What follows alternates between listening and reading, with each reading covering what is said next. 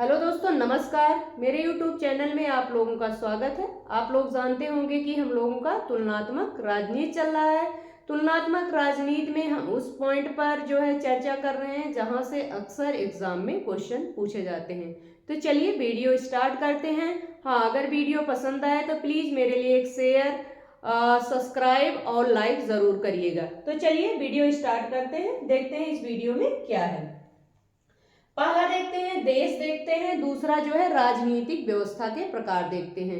देखते हैं किस देश में कौन सी राजनीतिक व्यवस्था चल रही है। यह क्वेश्चन अक्सर एग्जाम में पूछा जाता है। जैसे चीन में, जर्मनी में, फ्रांस में, दक्षिणी अफ्रीका में कौन सी राजनीतिक व्यवस्था चल रही है। चाहे आप नेट का एग्जाम दे रहे हो, चाहे आप जैरब का, चाहे पीजीटी, चाहे टीजीटी, अक्सर एग्जाम में एक दो क्वेश्चन पूछे जाते हैं। तो चलिए देख लेते हैं।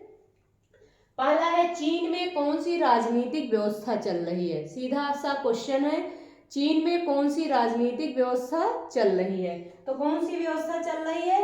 लोक जनतंत्रीय समाजवादी गणतंत्र। लोक जनतंत्रीय समाजवादी गणतंत्र। अभी हम लोग आगे समझेंगे। चलिए दूसरा देख लेते हैं। जर्मनी में कौन सी राजनीतिक व्यवस्था चल रही है? संघीय प्रतिनिधित्वात्मक जनतंत्रीय गणतंत्र। जर्मनी में कौन सी व्यवस्था चल रही है? संघीय, ध्यान दीजिएगा, जर्मनी में संघीय प्रतिनिधित्वात्मक जनतंत्रीय गणतंत्र। चीन में कौन सी व्यवस्था चल रही है? लोक जनतंत्रीय समाजवादी गणतंत्र।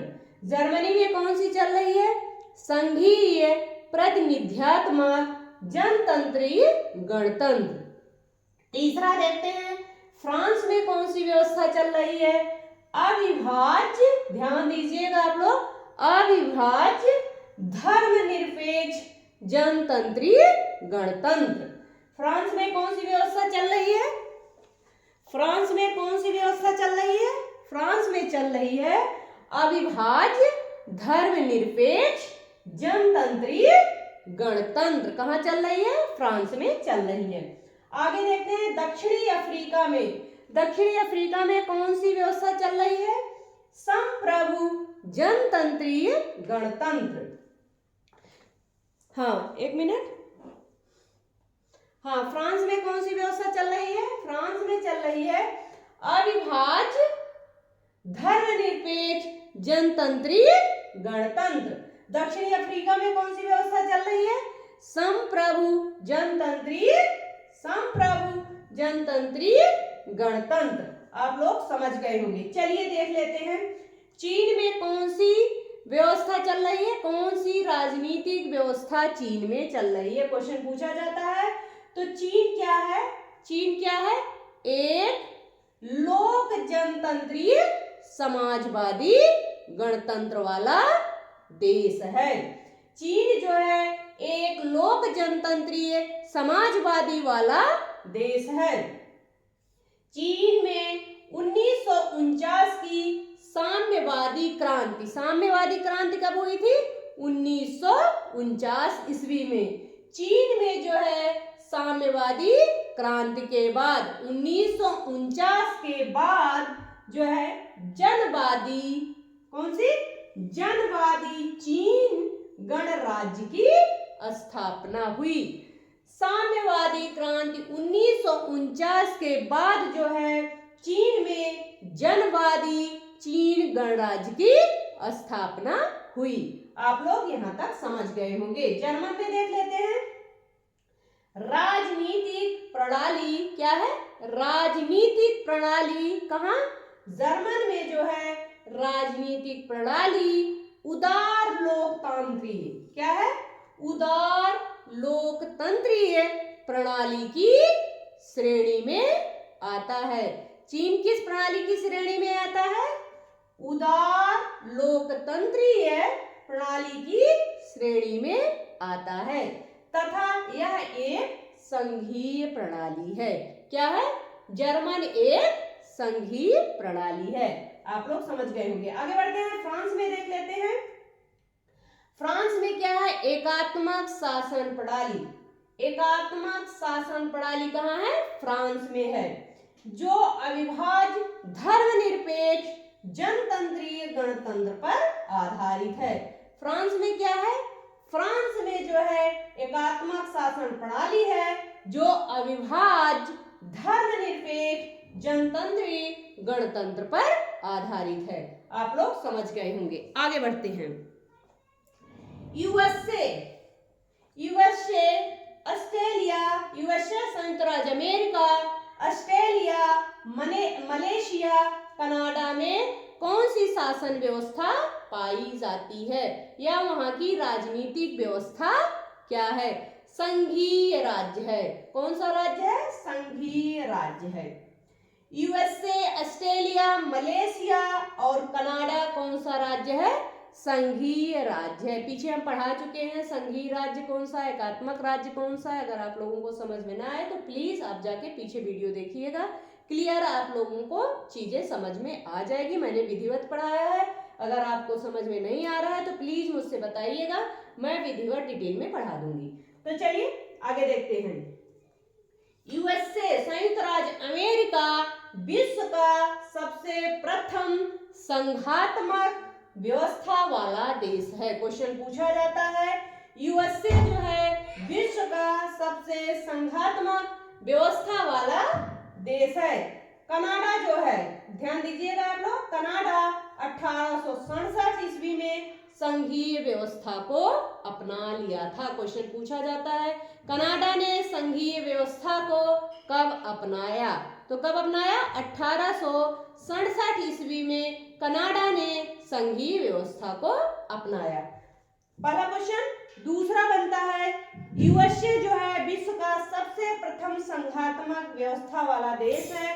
कौन सा देश सबसे प्रथम संघात्मक वाला देश है? तो कौन सा है? यूएसए है। कौन सा है? यूएसए है। आप लोग समझ गए होंगे। आगे बढ़ते हैं। एक क्वेश्चन पूछा जाता है, संसद की सर्वोच्चता किस देश की देन है? संसद की सर्वोच्चता जो है किसकी देन है? कौन सा क्वेश्चन मोस्ट इंपॉर्टेंट है, ध्यान दीजिएगा आप लोग। संसद की सर्वोच्चता, संसद की सर्वोच्चता किसकी देन है? तो किसकी है? ब्रिटिश राजनीति। किसकी है? ब्रिटिश राजनीति, यूके व्यवस्था की देन है। संसद की सर्वोच्चता, ध्यान दीजिएगा आप लोग, क्वेश्चन क्या है? संसद की सर्वोच्चता जो है किसकी देन है? तो किसकी देन है? ब्रिटिश राजनीतिक यूके व्यवस्था की देन है। किसकी है? ब्रिटिश राजनीतिक यूके की देन है। ब्रिटिश राजनीतिक यूके व्यवस्था की देन है। कौन सी? संसद की सर्वोच्चता। आप लोग समझ गए होंगे। हाँ, राजनीतिक व्यवस्था की देन है, क्योंकि क्या है? वहां एक लिखित संविधान नहीं है।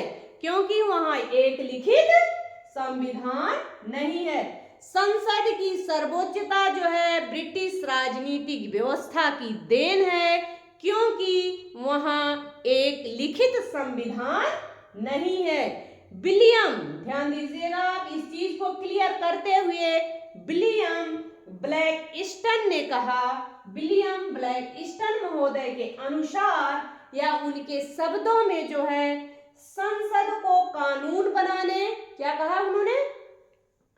विलियम ब्लैकस्टन महोदय ने कहा, किस लिए कहा? संसद की सर्वोच्चता को सिद्ध करने के लिए उन्होंने कहा। संसद की सर्वोच्चता किसकी देन है? ब्रिटिश राजनीतिक व्यवस्था की देन है, क्योंकि वहां एक लिखित संविधान नहीं है। इस चीज को क्लियर करते हुए विलियम ब्लैकस्टन ने कहा कि संसद को कानून बनाने, उसकी पुष्टि, विस्तार या व्याख्या करने का सर्वोपरि और असीम अधिकार है।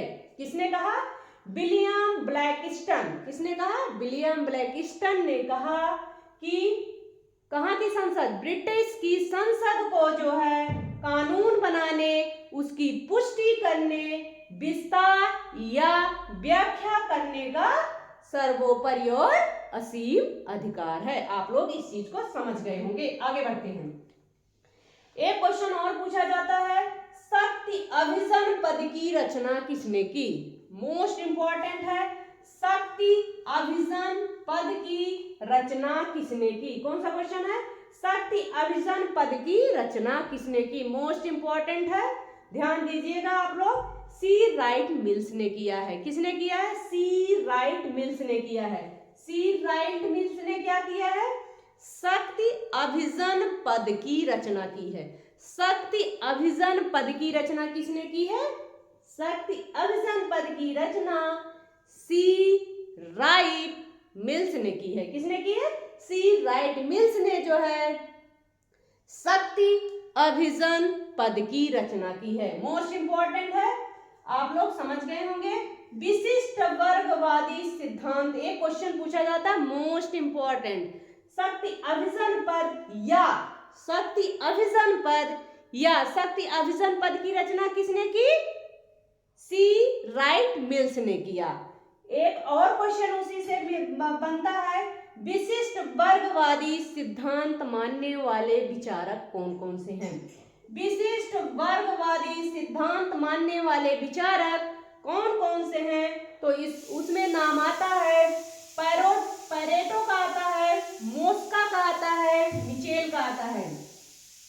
किसका आता है? Pareto, Mosca, Mitchell, mills, बनहम, Schumpeter आदि शामिल हैं। किसमें शामिल है? विशिष्ट वर्गवादी सिद्धांत को मानने वाले विचारकों में मोस्ट इंपॉर्टेंट नाम आता है जो अक्सर एग्जाम में पूछा जाता है, उसमें है Pareto, Mosca, Mitchell, mills, बनहम, Schumpeter. एक बार फिर से रिपीट करते हैं, Pareto, Mosca, Mitchell, mills, बनहम, Schumpeter. कौन कौन से?